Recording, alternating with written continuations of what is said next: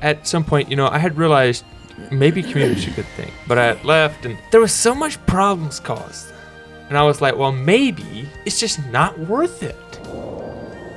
And we see them, they see us, they see our actions, they see our good parts, they also see the ugly parts, and we see the ugly parts of them too. And so it shouldn't come as a surprise. There's going to be strain on relationships. Yeah. That's going to be part of it. Not just me being accountable to them, but also them being open with me was like super empowering for me, to being willing to take things from each other. When times are easy, it's very easy to say, I don't need you, I don't need this, I don't need that. Mm-hmm. War breaks out. Where do you want to be?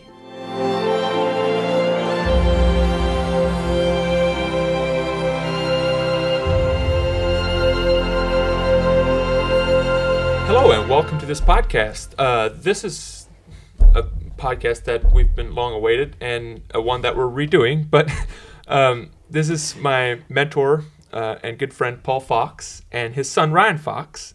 And we're from New Harmony. We're down here at New Harmony Church down here in Greentop, Missouri.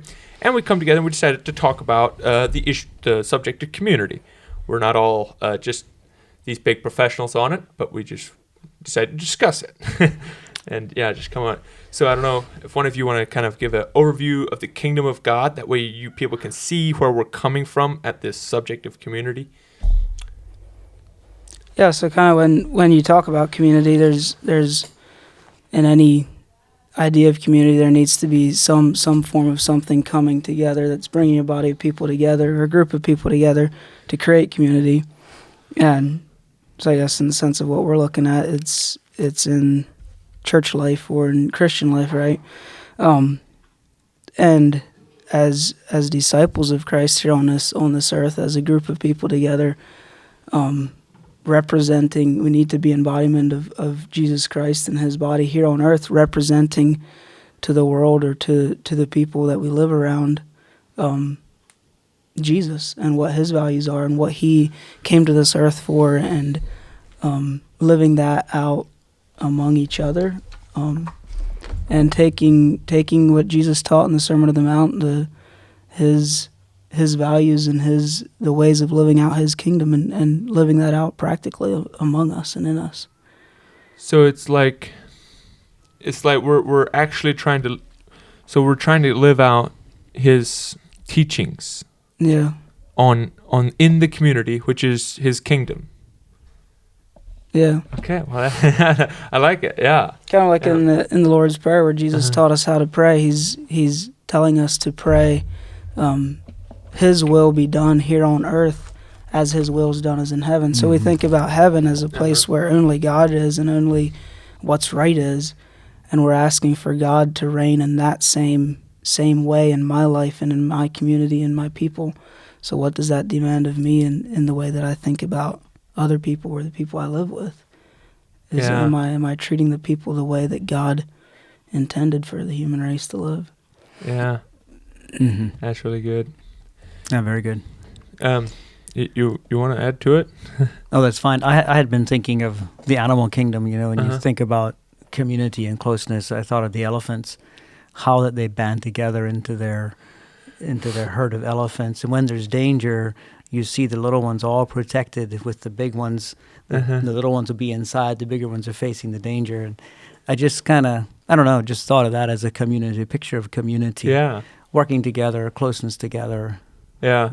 And that's something I've been thinking about too is, if war would break, when times are easy, it's very easy to say, I don't need you. I don't need this. I don't need that. Mm-hmm. War breaks out. Where do you want to be?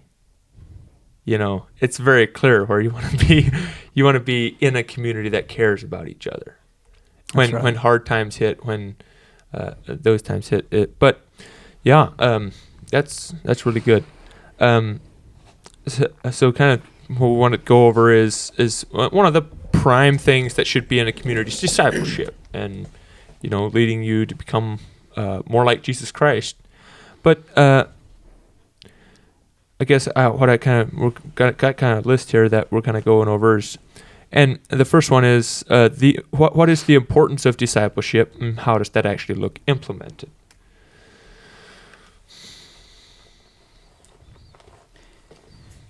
Well, the importance of discipleship, obviously, it's one of the steps that I think is very important as we're taking someone who didn't know Jesus and now we're trying to walk with Jesus and apply his teachings and live out his teachings. And like you've already mentioned, getting them to know Jesus, to be like Jesus. That's the whole scope of discipleship, why we would come alongside someone and help them to walk. Here, how this is kind of how this situation could apply. This is what Jesus would have taught. And the importance of that, I think, if we're going to continue growing in Christ and being more conformed to his likeness, to have someone that is more conformed than I am, they can lead me into those steps. I think that's a very important part in any Christian's life, to allow someone to disciple you. Yes. Yeah, that's really good. Yeah, and as a younger disciple or a younger Christian, there's a lot of value in having older men or older people coming along and teaching and having that experience and insight into life and being able to give direction, and a community that's close-knit and knows each other. There's going to be space for that, and that's going to come, or hopefully it should anyway. Yeah. I guess I can even attest. Or do you have? No. Okay. I guess I can even pretty attest to that, because I know it was a huge benefit to me to just because especially the area where I was at, there was not very much access to people that were more mature in the faith. There was not very much access to that at all, and so it was really really beneficial. This community here, I mean, there's no way I could be anywhere near where I'm at if it wouldn't have been like. And it's not always just such a like a direct hand in your life. It's the spirit of it too, you know, that changes you. And it's also, it was the first time I was ever challenged on things. You know, there's certain things that I was challenged on, and I took a look at it, and you know, then it helped me grow because I found the truth, and then yeah, it was just amazing. But when you find yourself challenged, it's like, okay, now what do I really believe about this? And we go back to the Word. Yeah, that's kind of how you found that to work. Yeah, and you flesh it out, and yeah. Yeah, that was a real benefit for me, and I guess I'm not sure exactly what I want to go over, but I guess next thing we can kind of hit is like what size should a good church be? Ideally, the whole world. Yeah, I guess more like a community would look like. But yeah, ideally, we take over the world. Yeah. That's a hard question. I see leaders in the early church here, groups there where we added 3,000 in one day. Now, granted, I think those were from various parts and places. And then the next time you read, well, help this person, that person in church, it's meeting in their house. And so we're talking about a smaller group. There's probably some key points that need to be considered as you think of the size of the group, and make sure everyone feels that they really are part of a group and they really are needed. Everyone needs to realize that they equal one, which is just as much as anybody else in the whole group. No one is more than one and no one is less than one. But I would have some personal preferences on size along with that. And my goal, my vision would be smaller groups, you know, maybe consisting of 10 families or so, but there's a little pod of them here, a little community. Right next to them might be another community. And those communities help each other too. And sure. We're not into this thing. It's not about competition and that kind of a thing, but we're kingdom. And we just need to just little group against group spread and just go through the world. Yeah. I think if community is a thing to where you know each other on a deep personal level, and you have I know your strong points and I know your weak points and you know mine as well, and we're going to have this this deep love for each other, you can only have that with so many relationships in your life. Yeah, that's true. So if your community is a massive group of people that you don't actually deeply know everybody, it's going to be quicker to have a sense of not belonging to something, or maybe I'm not needed here. That is true. So I wonder what that number is. I don't know, I guess. Yeah, that would be interesting to see. It's like, because I know there is only a certain amount of people that you can have a really deep relationship with. And it's, yeah. And if you have that in your church family, and you have that maybe in your extended family, maybe you have a few of those in your job. Yeah. Very quickly, you have a lot of people there. Yeah. Especially if you enjoy talking. Maybe you have the capability of having more of them then. I don't know. Maybe so. I don't know about that, but Jesus had 12, I guess, that were close. And then among those 12, he still had 3 that were even sort of the inner circle yet. I don't know if that gives us a real picture of that or not, but yeah. I mean, granted, he had way more followers than that, yes, but yeah, but just the close ones, yeah. In his community, in his immediate circle that he fellowshipped with, yeah, that's really good. And it's also scary to get to know somebody because, like, people aren't generally just perfect people. Right. So if you get to know somebody, it's not just heaven. It's easy to do that in the way that a lot of mainstream Christianity or church life is lived out. It's as you see this person Sunday morning and maybe a midweek service, and then that's kind of your extent of your relationship with that person. Whereas if you're talking community to where you're knowing each other, you're going to have those incidents like you're talking of actually having maybe having to work through difficulties with each other. And out of that can be the beauty of the world around us, seeing true love lived out. Yes. When we're not just gonna give up on each other when relationship gets hard with each other. We're actually gonna dig in and get through our problems together. That's really good. Yeah. 1 John 1:7, one of the printed quotes here, the Bible, the scriptures talks about that. But if we walk in the light as he is in the light, we have fellowship with one another, and the blood of Jesus Christ, his son, purifies us from all sin.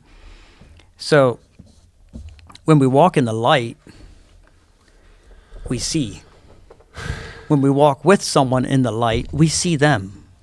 And we see them, they see us, they see our actions, they see our good parts, they also see the ugly parts, and we see the ugly parts of them too. And so it shouldn't come as a surprise. There's going to be strain on relationships. Yeah. That's going to be part of it. But we cannot and dare not condemn and judge, but rather disciple, walk alongside.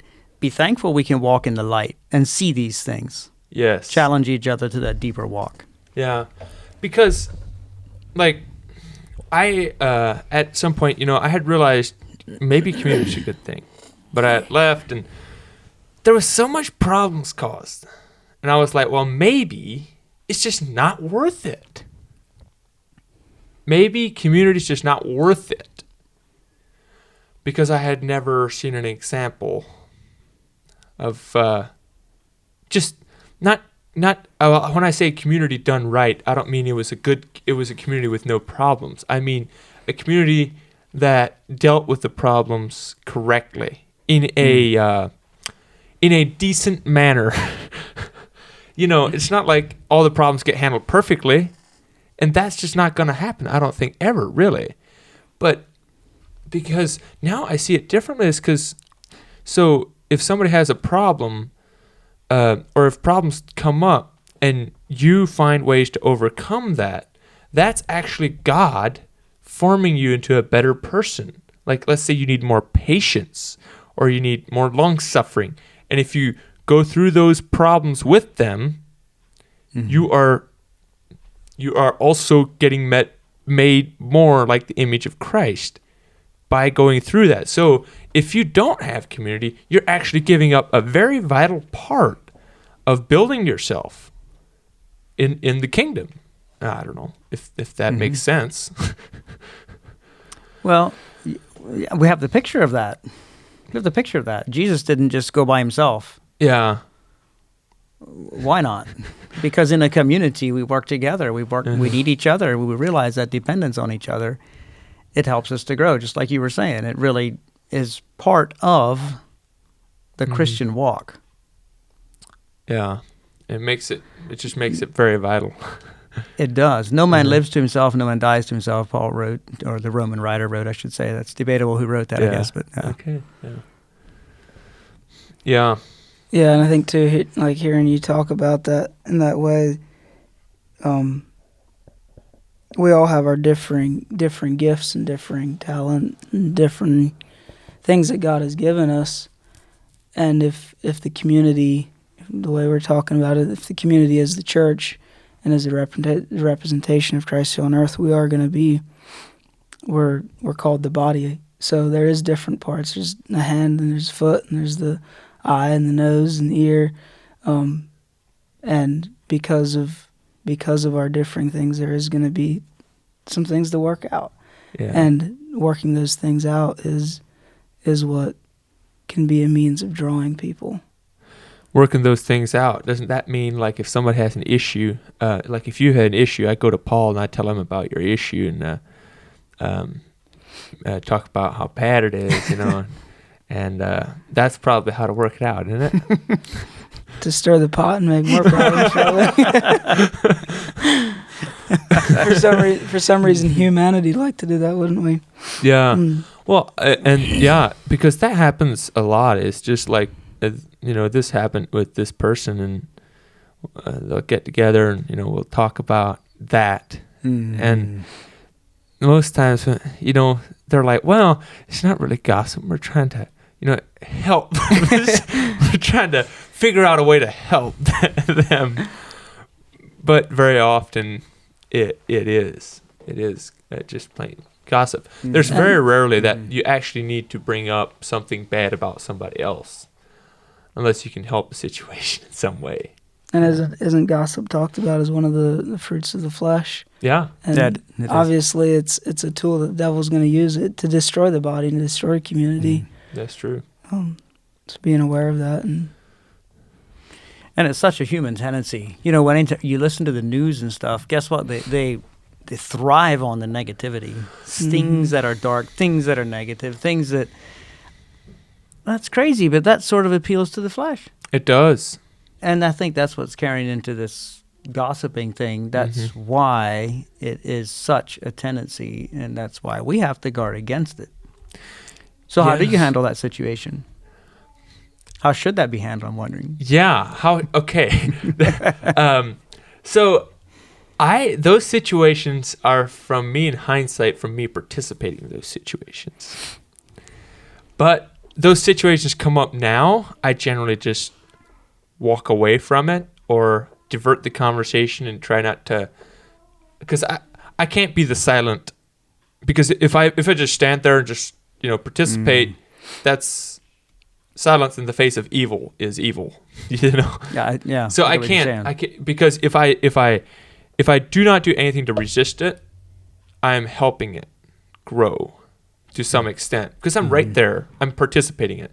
So I either try to, I don't want to be, every time it's like, it's a little bit iffy, because you don't want to come off as, oh, I'm too good for this, You don't want to do that. You want to do it in a way that's caring, or that doesn't make them feel like, oh, that, they, maybe a little bit of shame is okay for them to feel in those situations, because it's like a healthy amount of, well, we shouldn't really be talking about that, but in a way that can still be loving, It's not simple at all, but most times it comes from just gently saying something about it, or gently just divert the conversation or something. Yeah, I don't know. I don't have a good answer for that. No. I haven't done it for very long. Sometimes a simple little question. Yeah.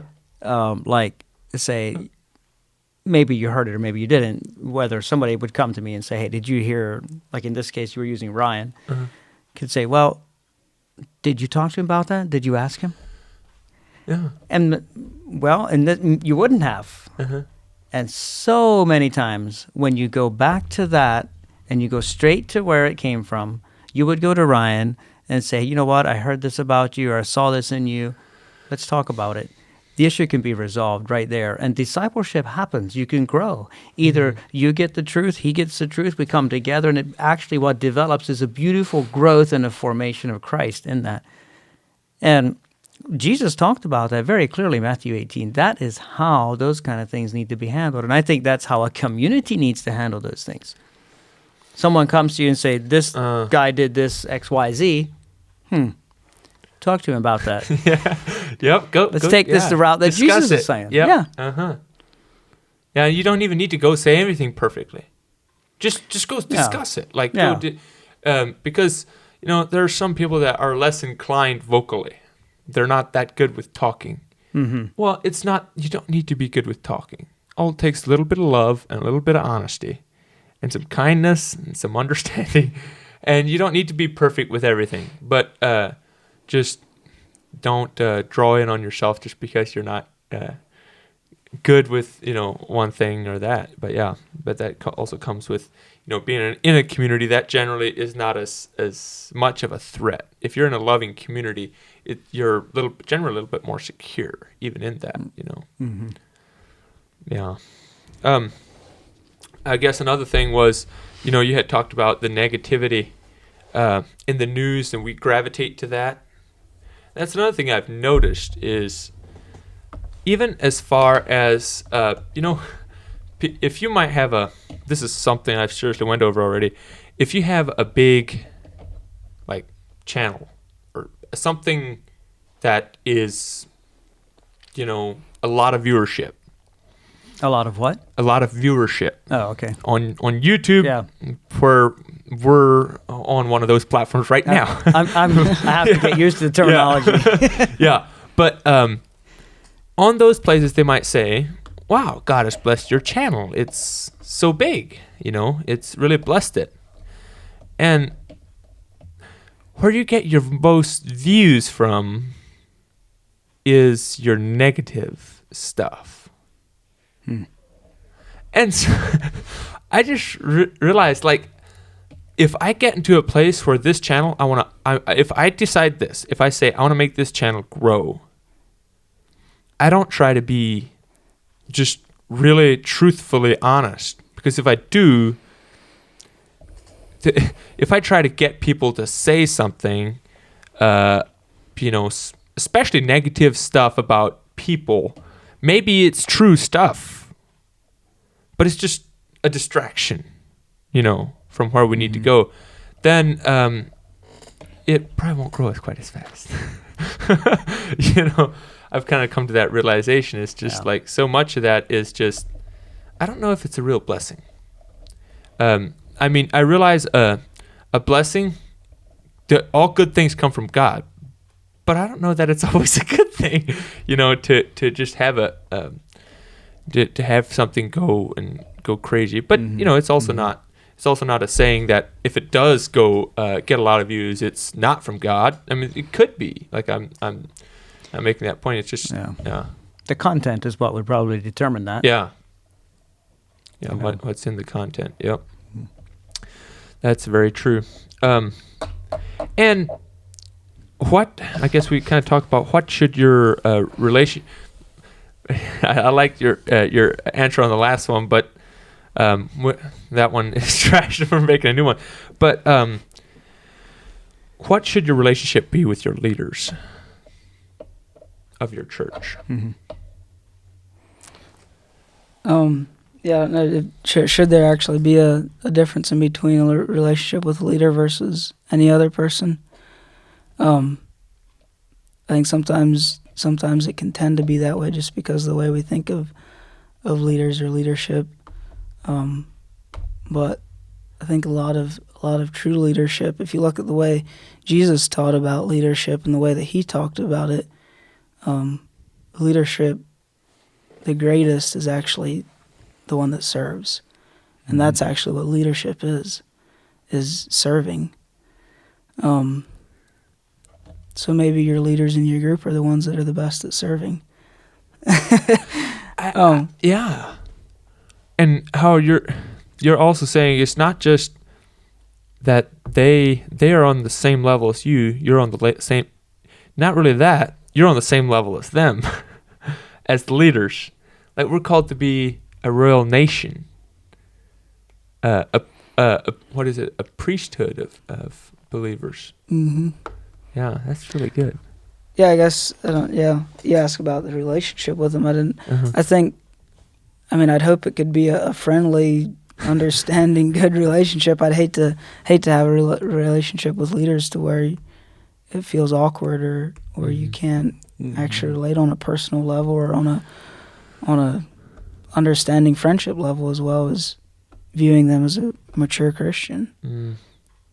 Yeah, that's really good. I don't know if that really answers your question. Yeah, but yeah, how I like how they're not something. They're not like above you.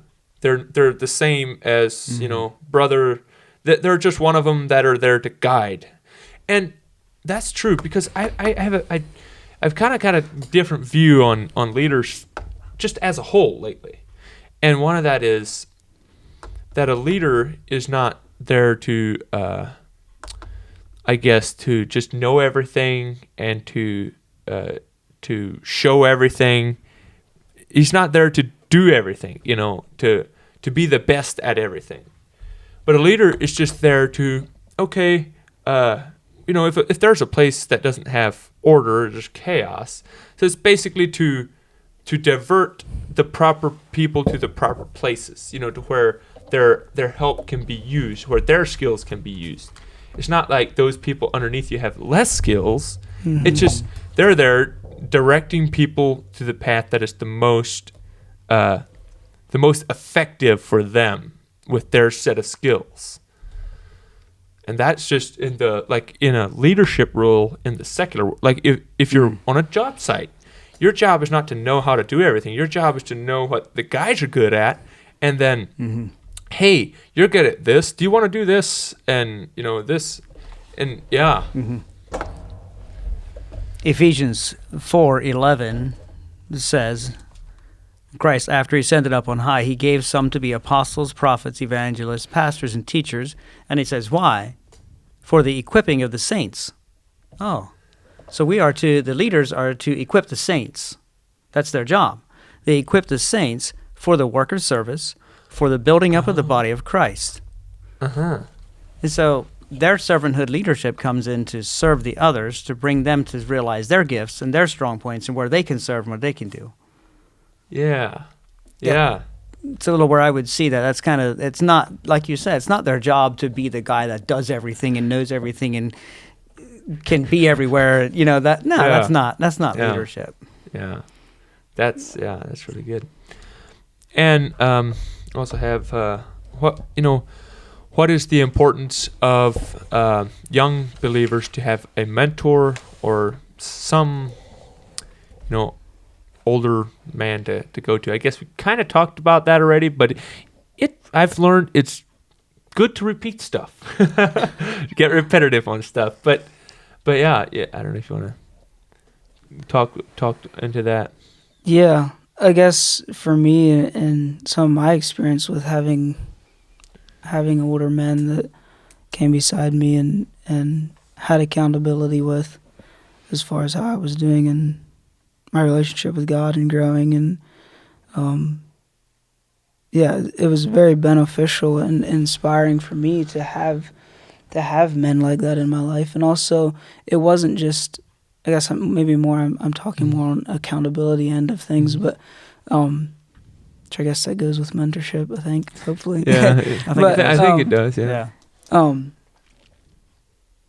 Not just me being accountable to them, but also them being open with me was like super empowering for me to recognize and see that, here's an older guy that's been walking with God for years, and he's not claiming to perfection or having it all figured out, but seeing that he's seeing areas in his life that need to be sharpened up in, and being willing to take things from each other, and also him being an older guy that I could get advice from and hear from.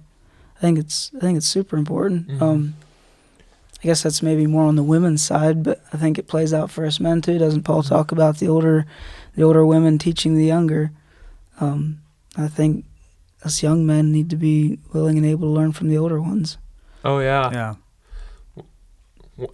Just one thing I've learned is if you're a young man and you think you know more than somebody who's older than you, no matter really, like I've come to the realization, really no matter how little that older man knows, he knows more than you because he's just simply lived longer than you have. Yeah. And yeah. Seen a lot. He's seen a lot. Yeah. Been around longer. And if there's a situation that you have not been in, you can learn as much about that situation as you want. You will not understand that situation completely and wholly unless you are in that situation. There's some things I've learned lately. But I think there's another thing. You asked about the importance of a mentor. We were talking about accountability. I think it's important that we know that this is not a top-down thing, like you mentioned there, Ryan. This is not, now you messed up, and now I'm going to have you be accountable to this brother X, because, whatever you've done. And so you got to be accountable to him. No, we need to approach it from a discipleship angle and say, set yourself here. What do you want? Do you want to live like that? Do you want out of this? Find someone. I'll help you find someone to be accountable to that you can share with. Do you want to share with somebody that can help you step through this and get out of this hole or not? Put the ball back in their court rather than coming from the top down and say, you have to do this. That's it's a not good policemen, point. It's walk alongside, not That's policing a good over point. them. And that directs it. Okay, one is like a top down, like a pressure. The other one is like a I'm going to lift you up. Yes. More empowering the person to go absolutely. beyond. Yeah, that's really good. I like that idea. And I think too, with talking about accountability or mentorship or counseling or whatever, the end goal or the end result should be connecting that person to Jesus and to Yes. God. That's right. Because if that person's sustaining thing of doing what's right is connected to them being accountable to me or because I'm their mentor or he's my mentor or whatever it is, then as soon as I'm out of their life or as soon as that thing is taken from me, I'm going to be lost. And that needs to be the thing of trying to tie them to God. I had one guy explain it to me as I think he used the analogy of a pet, and you have it on the leash and you teach it where to go and what to do, and same way with a child or a person, you tell them no, they mayn't do this, no, they mayn't do that, but then as soon as they're out of your sight or out of your care, they don't have that connection to what's actually right for them. And I think that's where it's important that any mentorship or any accountability needs to be empowering that person to be connected to God, to be connected to Jesus, and not me as a person or my system or just the whole idea of being accountable to someone. Like, don't create a codependency. Yeah. I've never really or heard it that clearly. There's a distinction. There's a distinction there. There's two different ways of handling that. Like, you don't want them to be dependent on you for making the right decision. Well, maybe right at first they have to be, but you want to get them to a place where they are, because, when I had questions right at first, I was relying on the people around me to ask, because I was young, I was a believer, I was like, I didn't really know, so I would ask people around me. That's how I kind of, if I would have had no one around me, there's only a certain level I could have hit, and I would stop there. But then you actually try to get them to rely on Jesus Christ, not you. Absolutely. That's a good distinction. There's two different ways of handling that. And that would also go into the top down and the bottom up. That you rise with them together and them relying on Jesus. Yeah. That way you can leave and they don't fall to pieces or go to the wayside. Yeah. That's really good. And something else I've also thought, this might be a possibility, so I'll just see what you think about it. I feel like it is for me to live a holy life, to put the teachings of Jesus into action, is primarily that the ability to do that primarily comes from being around, through the power of Jesus Christ, being around people that are doing the same thing, that are in a community. And I guess this goes with your question. But the book Secret of Their Strength, they're talking about their Anabaptist history. One thing that they stress, the early Anabaptists, is on their idea of community and having things in common. It needed to come from a heart change. Nothing that you do within community or living out community. It can't be done by coercion or by force. It has to come from the inside out. Mm-hmm. Has to come from a willingness, from a want to do it. Yeah. Mm-hmm. So if you're going to try to live in community or try to live in oneness with a group of believers, you're going to have the desire to. Yeah. Yeah. Yeah, that's good because, let's say a person asks, why do I have to do this? You don't have to. You should want to. Do you want to? Yeah. But you can't tell me that I have to do this. Like, no, you don't have to at all. Do you want to? That's really good. I like that. It's like a child washing dishes. You don't have to if you want to. Yeah, and that's true. That's right. But I still have to, even if I don't want to. Well, yeah. Yeah, I like that. And I don't know how separate should we be from what we consider I guess there'd be also what do you consider the world? How separate should you be from it? And kind of that subject. Okay, like separation from the world. Yeah. And you're wondering how much or how far or how. Yeah, and what is the world? We should probably be separated from the world as much as being separated to God separates me from the world. I am called out to be separated unto God. I am called to leave the world, walk with God, and my walk with God is going to naturally separate me from the world and the things of the world. Because you do things differently. Yeah. When my affections are set on things above, like the letter to the Colossians, and then I can crucify the desires of the flesh because I'm separated. I'm called out to be holy for God, and I want to walk in that way. Mm-hmm. That separates me from the world. Yeah. And I think, and maybe there's people who disagree with me, that's okay. Yeah. But I think the world is really talking about the inside. The spirit of the world that's inside. Yeah. Plays out in zillions of different things in life. Yes, but it really boils back to an inside, what am I allowing and what am I seeking after? Selfish desires, things that are pleasing to the flesh, to man, yeah.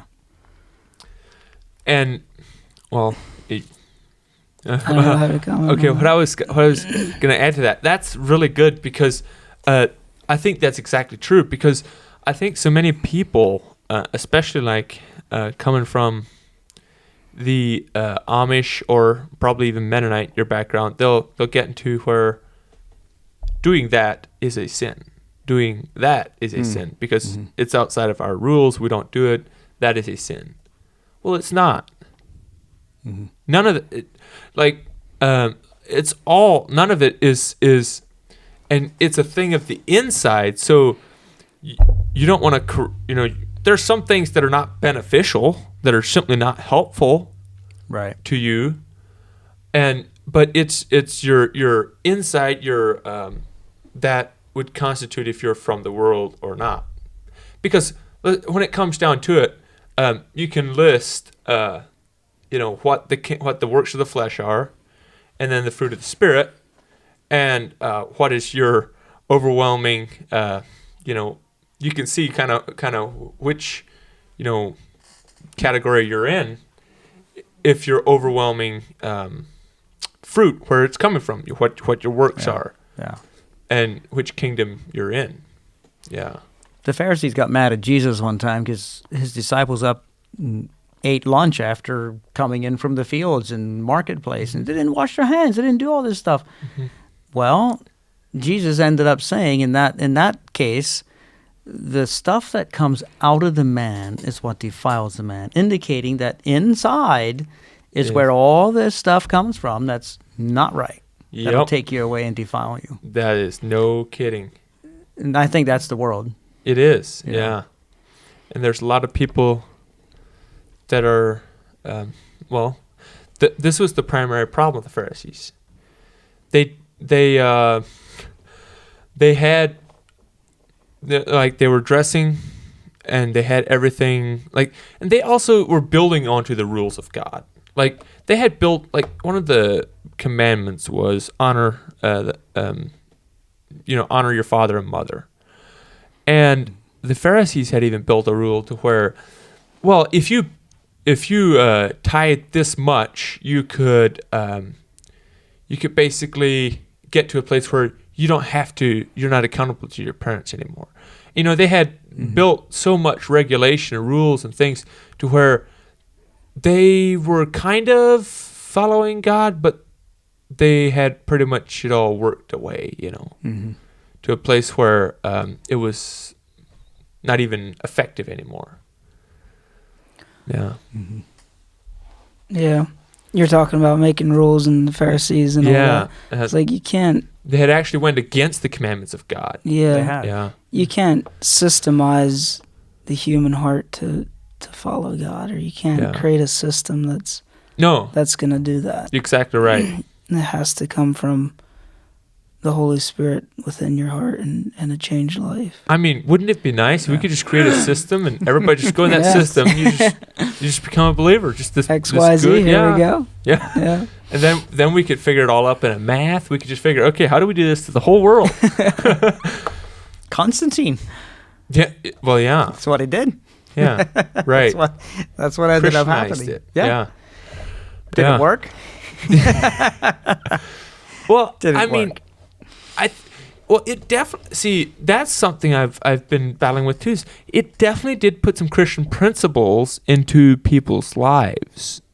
It did do that, because when Constantine, this is the Roman Empire, that was quote Christian, and he wasn't baptized until his deathbed, and during his unbaptized state, he was being a church leader, but. He shut down all the Roman gladiator games and all those different stuff, which had an appearance of, maybe that's a good thing, but then you also, if people took that as this is Christianity, that's not Christianity. Right, It's a form of it, but it's not the fullness of it. And while there were some good things that came out of that, you're right, there were. Yeah. But to say this is like Jesus, it doesn't fit. Yeah. And this is non-resistance. But, lately I've been reading up on World War II and just a lot of those different things. We already did our non-resistance podcast, so I'm not going to be talking about it that much. But I that would also go with Christians fought during that time. They would said, this was some thoughts that were going through my mind lately. Is during that time they would have said, well, why would you not have fought to stop Hitler? And I was just thinking about it, and most of the people. I'm reading a book, Dietrich Bonhoeffer. He was a prophet during World War. Well, not a prophet, I don't know, but people. This book is titled that. Okay. Pastor, prophet, spy, something like that. Dietrich Bonhoeffer. He was a preacher during that time. And most of the people fighting in the army were Christians, proclaimed Christians. And they say, you know, you're not going to fight to stop them. In a sense, okay, let's say you go fight to stop them. The Christians in that country didn't agree with what Hitler was doing. Okay? But when the draft came, this was the choices they were faced with. They were faced with, well, if we don't go fight, we'll get executed. If we go fight, we're at least defending the fatherland, even though we don't agree with what's happening. Mm-hmm. So they go fight. Well, if all of them had been taught, like, yes, they would have all gotten killed, maybe. Maybe they would have all been executed, but then they would have given their life for those millions of others that would have been saved because they did not let evil get past their door. They stopped it where it was at. And what the case I'd be making here is the reason that there's so much evil exists is because the Christians don't all that they do believe in killing is the only reason that they even can make the argument, would you do this to stop them? Because a lot of it wouldn't exist. Of course, that's also not that would fall apart also if you go to, like, well, what if you're fighting Muslims, you know? What would you do then? Mm-hmm. But I feel like if because, you know, they'll make that, but that's a road we could go down and we'd be going off the road. But sometimes some things burn on my mind, and, you know, I just still don't understand everything. I just don't. But I'm just trying to follow the teachings of Jesus Christ. Yeah. Yeah. And in that case, you know, boil it down to follow the teachings of Jesus Christ. To go ahead and fight is to say, I'm not going to follow the teachings of Christ. Yeah. And there's just no amount of reasoning you can do. Well, what about this? What about that? You know? Yeah. Yeah. And there's so many examples. I want to do, you know, a lot more on that. But yeah, so we could kind of get back into this. You know, here in America, we've got a spirit, the American spirit. And a lot of that is, I guess I've been in, I've subscribed to that, like success, money, and riches, and I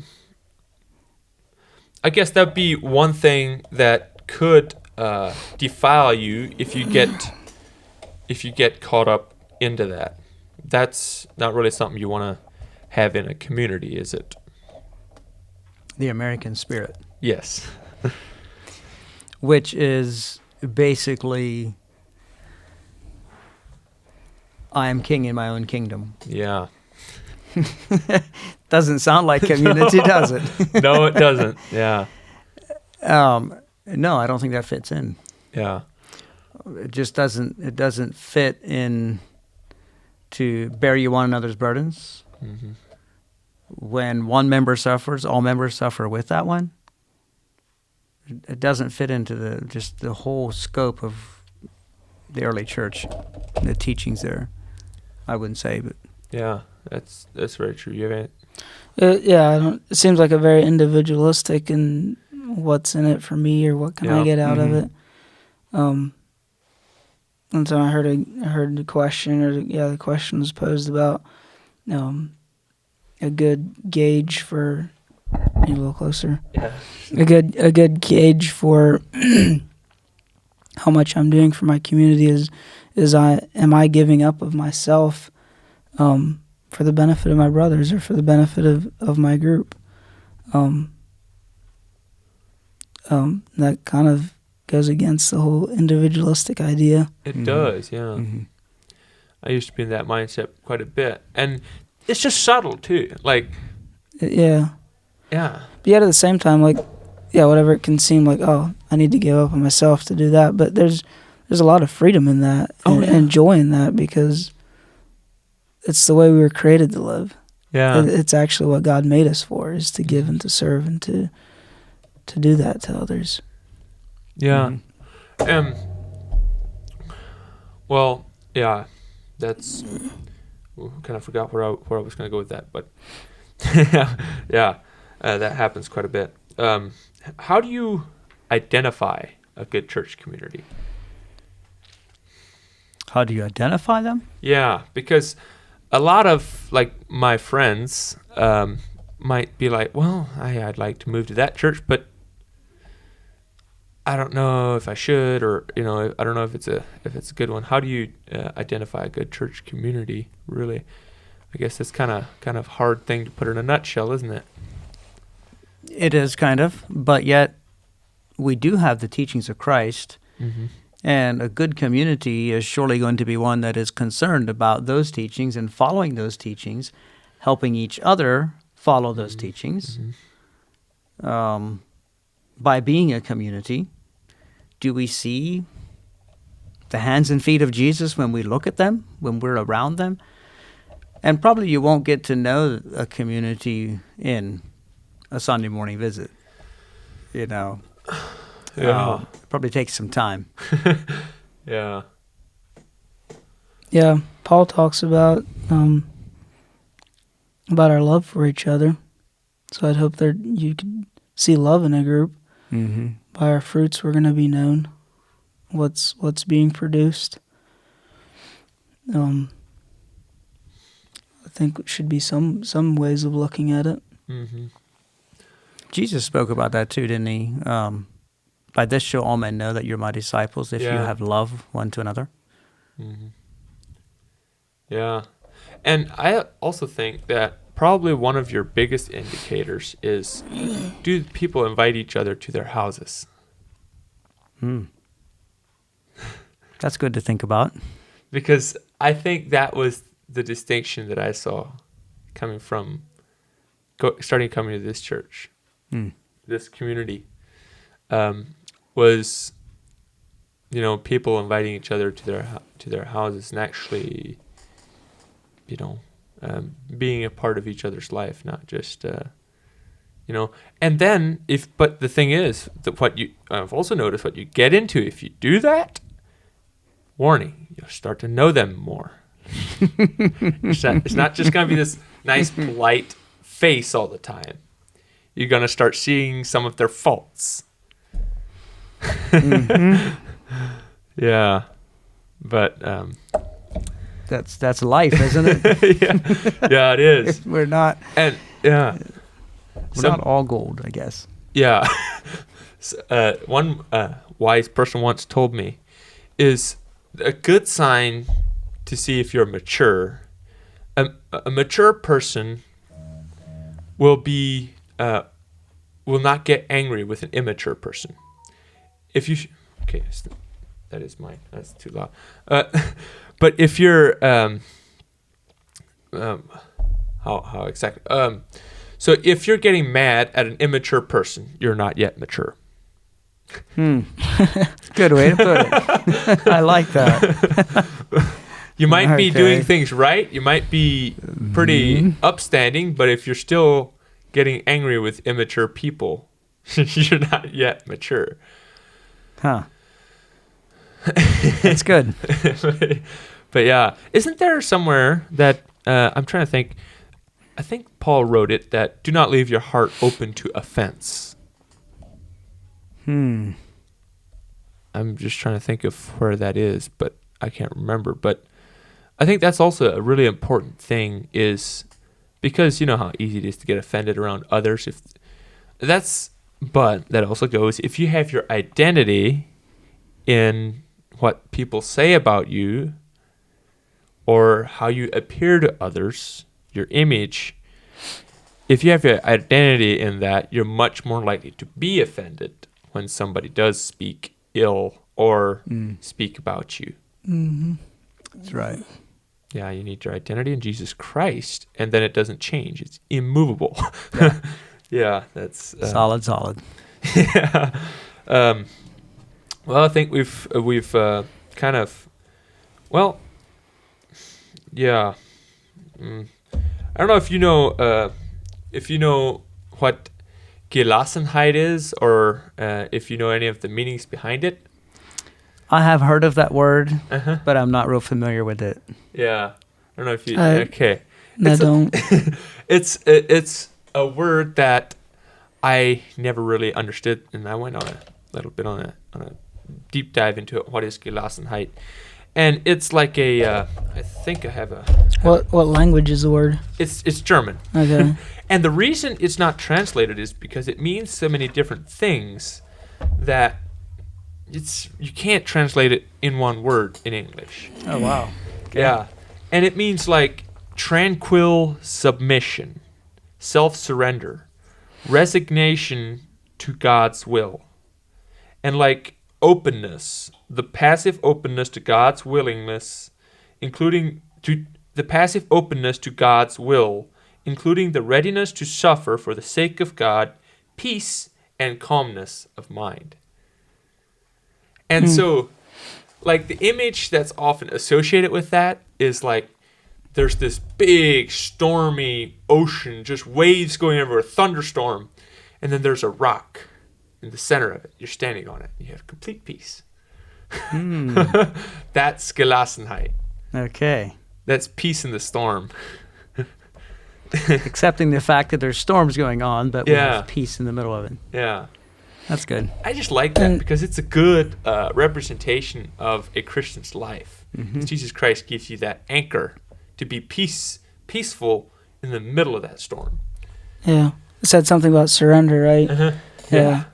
Like, I think that should be the one thing that draws community together is recognizing that we're all completely surrendered to the lordship of King Jesus, and we're under him together. He is our King. Yeah. And out of that, there's all these other things of avenues of ways of having community should come together and should happen naturally. Yeah. Because that's a good part. Because, I did some research a little while ago. Back in the 1960s, there was a hippie movement. And so they went and they started all these communities. And they were going to live together, in love. Communities of love. None of them lasted over 2 years. No. And the result of this study said, there were hundreds of these, but the result of this study said, the reason this is never going to work is because human beings are not homogenous. That means they're not the same. They have different desires. They're all different. And I thought about this, and I was like, but there's one thing that makes you the same. And that's Jesus Christ. That ingredient was missing in those. Yeah, that was all missing. And I think there's one of them, one of these verses here. So we can start asking people if they've been homogenized or not. Yeah. Oh, Romans 12:16. Live in harmony with one another. Do not be proud, but be willing to associate with people of low position. Do not be conceited. There's so many of these verses that. This is the one that I was earlier referring to. It's 1 Peter 2:9-10.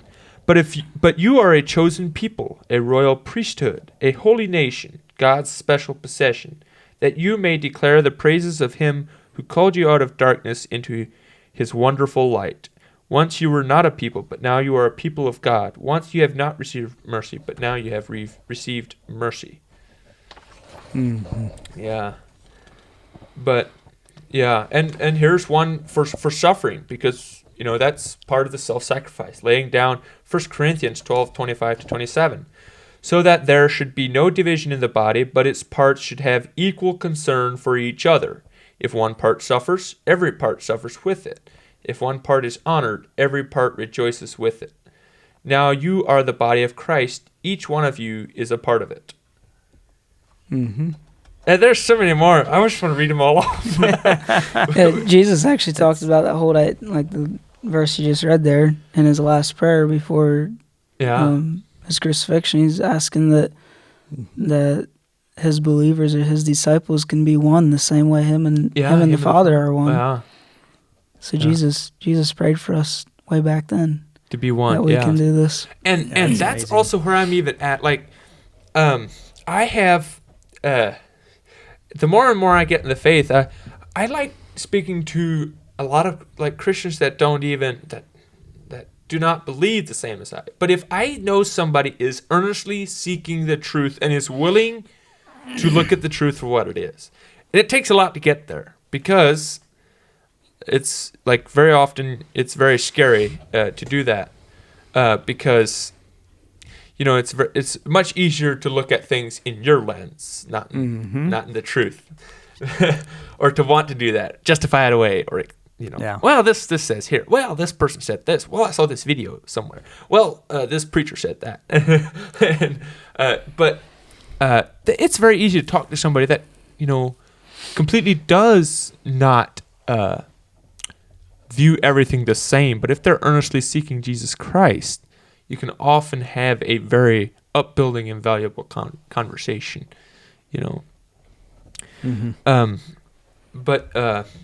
yeah, I've kind of forgot what exactly we were talking about. I was going to add some other, but I guess it's not that important. Yeah, so I guess we can kind of also, I don't know if you have anything else that you'd like to add, or want to do your closing statements right away? I didn't think about it long enough. You're talking about that person that doesn't verbalize things well. That'd be me. Well, can you tell I'm struggling with this very same thing? Yeah. I guess from my experience of my few years of trying to walk with the Lord and grow, community has been something I've wanted, and something that as a young believer, I felt like it was very valuable, and something I sought after. I think some of it too is because each of us humans has a desire to have a belonging, or to have value, or have needs, or have needs to fill. Anyway, I think there's a lot of value in having discipleship and accountability within a group. To spur each other on, and to build connection with Jesus Christ and with each other. That way we can be that beautiful body of different non-homogeneous people that have the Spirit of God living within us. That way we can be just a small pocket where we are, the geographical community that we're in, being a small pocket of light and hope to a world and a people that's broken and full of sickness and death and darkness. And the only way that we're going to be able to do that is having the love of God within us and showing that to each other. Yeah. Even though it can be difficult at times, it's worth it. Yeah. Yeah. That's good. That is really good. I like that. Go ahead, sorry. I think sometimes, too, we tend to complicate the whole idea of church and community and what it looks like. It can be as simple as people getting together that want to serve King Jesus and are underneath King Jesus, getting together and studying His Word and being in community with each other in that way. Family. Yeah. The difference of the word is family. One is family, and the other one is institution, church. This institution of this. Doesn't need to be some big organization. Yeah, we go there. We gather at this institution of a church, and then that's our source of community. Once that change, what we're supposed to have is family, where we gather with each other at really any time. We're open with each other. Anytime I'd feel completely comfortable contacting anybody or, asking about I have countless amounts of people just in this single community that I could reach out and ask certain questions about, or, and the accountability, being accountable to each other. Well, that's not only beneficial, it's almost like, it's almost a necessity. It's life-giving. Yeah, exactly. Like every single time you come back, man, wow, that's just even if it's not like, it doesn't need to be something profound. It's just like spending time together that you're actually you all have issues, and you're all whatever, and you're working through them and talking about what God did in your life, and it's really good. But a few closing comments. Jesus said he didn't come to condemn the world, but to save the world. I think John 3:16 maybe he talks about that, or somewhere through those verses. And I think that's an important part. As we think about doing community and walking close together and discipleship, is that we're not found being condemning others. We see their faults. We see their holes. We're trying to help them out of that. Don't condemn them. Jesus didn't condemn them. And if we find ourselves on the other side, where you find you're the one being condemned, you're looking for help, and you feel like you hardly dare to reach out because a snake might bite you, just know that they condemned Jesus. Yeah. He never fought back. Yeah. He went ahead and did what he needed to do. And so I think we need to find others that are practicing the life and teachings of Jesus, and find somebody like that can help and spur you on. If you find that you're in the condemned zone, and trying to find help and it's not there. Sometimes our tendency is, if a dog would bite you, we want to pull back. Okay, so as a dog bites, we yank our hand back. Well, that just makes the bite worse. Yeah. But what would happen if you jam your hand down the dog's throat and gag him? You would get out free, hardly hurt. I didn't know that. So, but well, as you pull back is when the bite gets worse and the wound happens. It is true. Yeah, if you push but in, if you just let go. Jam on in and gag the dog, sometimes life is like that. It's hard. We want to pull back and shrink back from that accountability thing and whatever it might be, but jump into it. Mm-hmm. Find somebody that can lift you up. And if you're the person to lift others up, lift them up. Another thing is, you don't have to be in the top 10 to finally start discipling somebody. Just jump in wherever you are. You have some truths. Share those truths. Share those gold nuggets you found. I think that can bless others. Yeah, it can. That's all really good. I guess I have a little bit of closing too, because there's not going to be a whole lot of podcasts of me for we'll just see like what goes on. But kind of one of the things that really benefited me was not taking offense. But of course, that's not just something you do. That's something you do with the power of Jesus Christ, is to not take offense. But that is probably one of the most vital things not the most vital, but one of them definitely, is to not take offense. Because if you don't leave your heart open to offense, there's very little things that can destroy your relationships between brothers. Because no matter what kind of words come out of his mouth, I'm not going to hate him. Yeah. Yeah, that really changed things for me, and I think it made it the easiest to be a part of a community, because I didn't have to. It wasn't I wasn't here. There's a tenseness if your relationship with somebody is based on what they say to you. There's a tenseness there.